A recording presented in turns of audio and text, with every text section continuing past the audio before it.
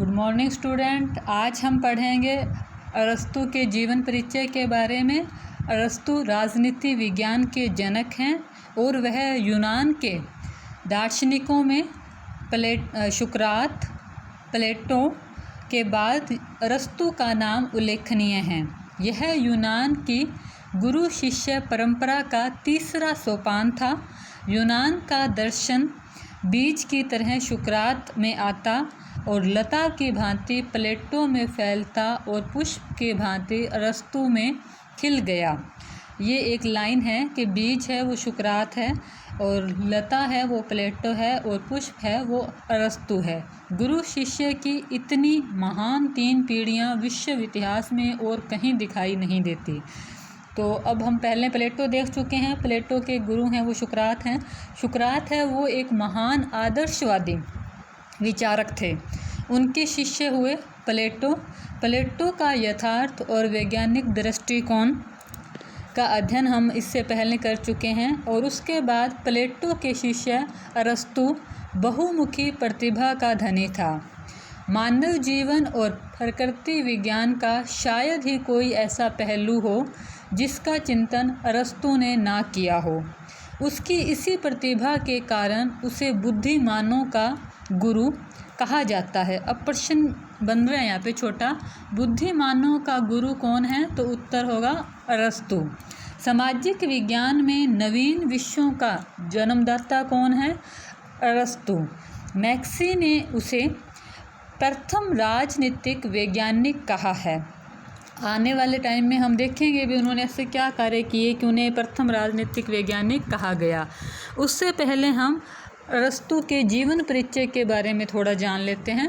तो अरस्तु का जन्म है वह 385 ईसा पूर्व यूनान में हुआ। वह प्लेटो के शिष्य और सिकंदर के गुरु थे। अब ये इम्पोर्टेंट प्रश्न बन रहा है, विश्व विजेता सिकंदर के गुरु कौन थे? अरस्तु थे। उनका जन्म स्टेगिरिया नामक नगर में हुआ। अरस्तु ने भौतिक, अध्यात्म, कविता, नाटक, संगीत, तर्कशास्त्र, राजनीति शास्त्र, नीति शास्त्र, जीवन विज्ञान सहित कई विषयों की रचना की है। अब देखो अरस्तु सिर्फ राजनीति विज्ञान के ही जनक नहीं है, उसके साथ साथ किस किस विषय के जनक हैं? भौतिक विज्ञान, अध्यात्म, कविता, नाटक, संगीत, तर्कशास्त्र, नीति शास्त्र और जीव विज्ञान, साइंस के फिजिक्स और बायोलॉजी के भी जनक हैं अरस्तु। अरस्तु ने अपने गुरु प्लेटो के कार्यों को आगे बढ़ाया। प्लेटो, सुकरात, अरस्तु पश्चिमी दार्शनिकों में सबसे महान दार्शनिक थे। उन्होंने पश्चिमी दर्शन शास्त्र पर पहली व्यापक रचना की जिसमें नीति शास्त्र, तर्क, विज्ञान, राजनीति, अध्यात्म का मेलजोल था। भौतिक विज्ञान पर अरस्तु के विचारों ने मध्ययुगीय शिक्षा पर व्यापक प्रभाव डाला। इसका प्रभाव पुनर्जागरण पर भी पड़ा। अब पुनर्जागरण के जनक कौन हैं? वो भी अरस्तु हैं। अंतिम रूप से न्यूटन ने भौतिकवाद ने उनकी जगह ले ली। जीव विज्ञान उनके कुछ संकल्पनाओं की पुष्टि 19वीं सदी में हुई। उसके तर्कशास्त्र आज भी प्रासंगिक है। उसकी आध्यात्मिक रचनाओं में मध्य युग में इस्लामिक यहूदी विचारधारा को भी प्रभावित किया। अब उनके जीवन परिचय के बारे में देखें तो अरस्तु का जन्म 384 ईसा पूर्व मैसिडोनिया के स्टेपजीरा नामक नगर में हुआ, जो एथेंस से लगभग 200 किलोमीटर दूर था। अरस्तु के पिता मैसिडोनिया के राजा और सिकंदर के पितामह मतलब दादाजी एंडोटस के मित्र और चिकित्सक थे। उनके पिता चिकित्सक और वेद थे, वेद परिवार से थे वो।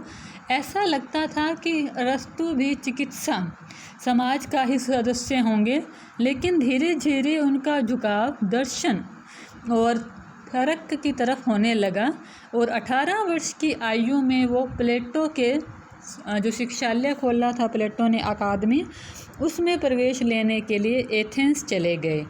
वहाँ पहुँचते ही, क्योंकि वो बहु प्रतिभा के तो धनी थे ही, अपने महान गुरु का उन्हें संरक्षण प्राप्त हुआ और प्लेटो की देखरेख में उन्होंने 8 से 20 वर्ष तक विद्या अध्ययन किया।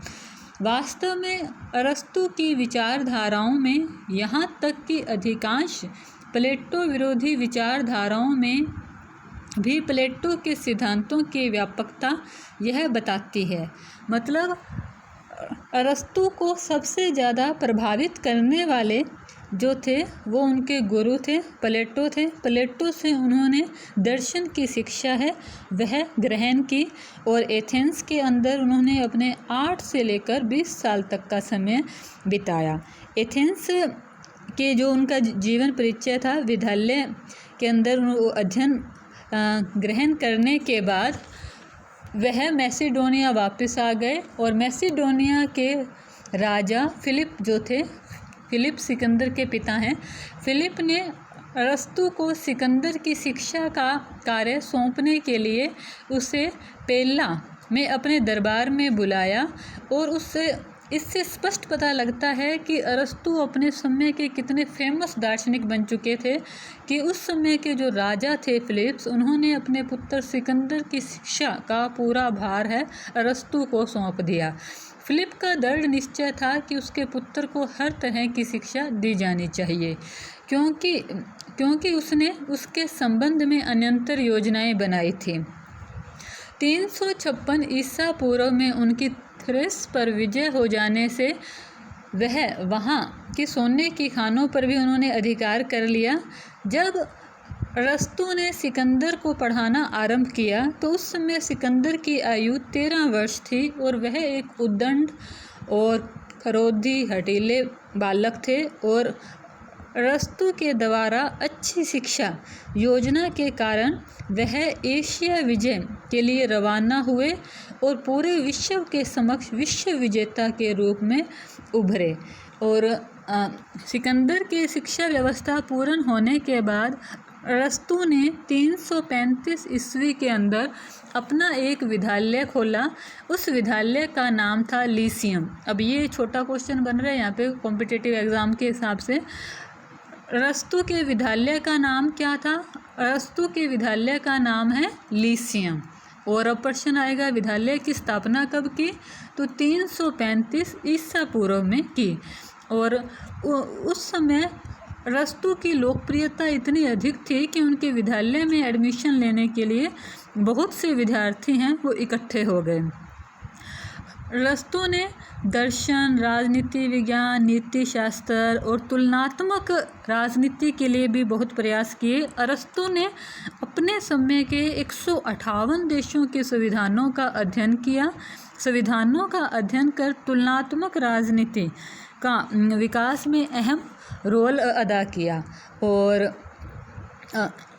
इसी दौरान 323 में सिकंदर की मृत्यु हो गई और यह अरस्तु के लिए एक गहरा आघात था। और 322 के अंदर अरस्तु ने संसार को त्याग दिया और उन्होंने संसार को त्यागने से पहले एथेंस को छोड़ दिया था।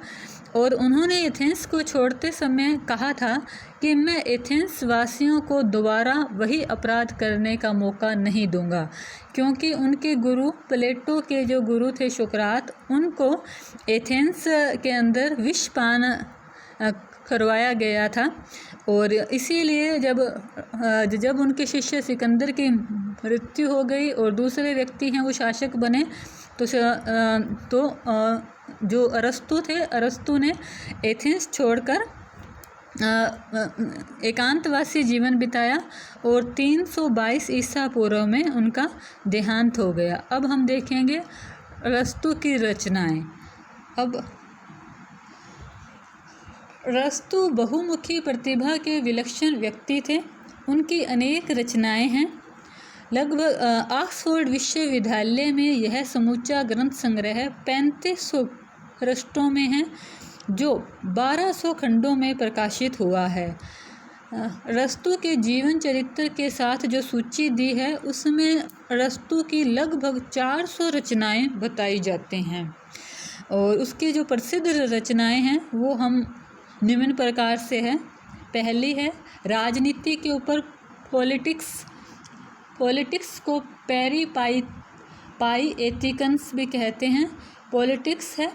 इस और दूसरी राजनीति के ऊपर ही है द कॉन्स्टिट्यूशन, साहित्य से रिलेटेड उनकी रचनाएं हैं।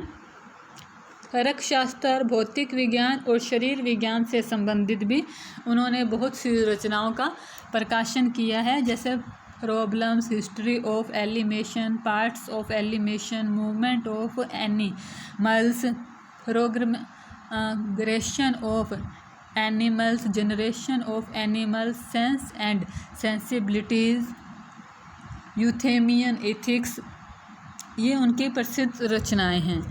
अब हम देखेंगे पॉलिटिक्स। पॉलिटिक्स अरस्तु की महान रचना है, जिसे राजनीति शास्त्र पर लिखा गया बहुमूल्य निधि माना जाता है। इसमें पहली बार राजनीति को एक वैज्ञानिक रूप दिया है।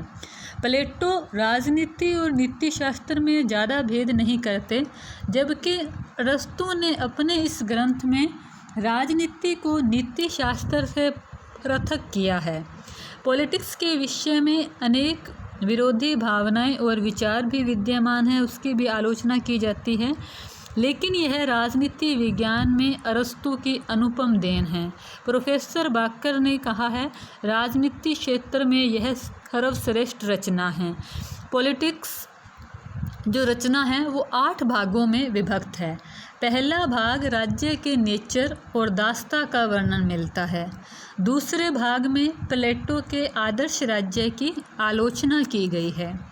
तीसरे भाग में संविधान के विभिन्न रूपों का वर्णन किया गया है। चौथे भाग में राजतंत्र के अलावा सब प्रकार के संविधानों का विवेचन है। राजतंत्र का वर्णन तीसरे भाग में भी है, मतलब जो उस समय की शासन प्रणालियाँ थी, राजतंत्र, कुलीन तंत्र, प्रजातंत्र, सभी के बारे में उन्होंने चौथे भाग में वर्णन किया है। पांचवें भाग में क्रांति और उसके कारण, उसे दूर करने का वर्णन किया गया है। छठा भाग, इसमें उपरोक्त विषयों को पूर्ण किया गया, जो ऊपर वर्णित विषय थे जैसे राजतंत्र, क्रांति, सभी के बारे में पूर्ण रूप से विवेचन किया गया है। 7वें भाग में आदर्श राज्य का वर्णन है। 8वें भाग में आदर्श राज्य और आदर्श संविधान का वर्णन है। पॉलिटिक्स में आदर्श की स्थापना और यथार्थ का विश्लेषण एक साथ किया गया है। अरस्तु सिर्फ आदर्शवादी विचारक नहीं हैं, वो ये यथार्थवादी विचारक हैं और उनकी अध्ययन पद्धति आगमनात्मक है और उन्होंने आगमनात्मक पद्धति से राजनीति विज्ञान को नवीन विज्ञान बनाने का प्रयास किया है। कल हम देखेंगे अरस्तु राजनीति विज्ञान के प्रथम वैज्ञानिक, तो उसके क्या क्या कारण हैं उनके बारे में। धन्यवाद।